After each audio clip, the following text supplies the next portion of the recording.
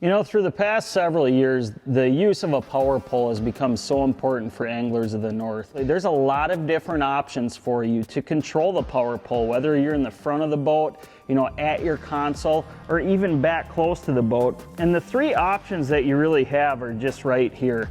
And one is a console switch. I usually have this rigged directly to my console, so I'm at the steering wheel, you know, I'm able to just access that really easily.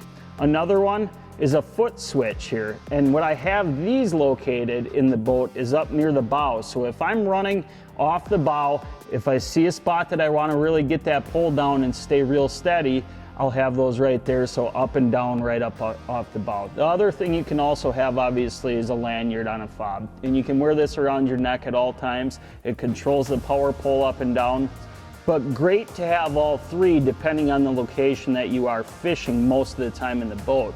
But one of the things I wanted to cover here is just the simple pairing of these controls. Basically, all you need to do is there's going to be an orange button on top of that hydraulic pump.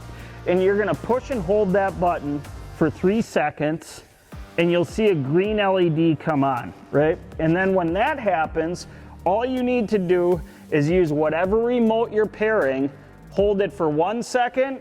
You might not have been able to hear it, but I could hear that HPU beep, and you're now paired. So basically, I'm now able to run that pole up and down with this remote. So whether you're using the lanyard, the foot pedal, or the console control, you do the same process with each, and then you'll have a boat where you can control that power pole wherever you need to.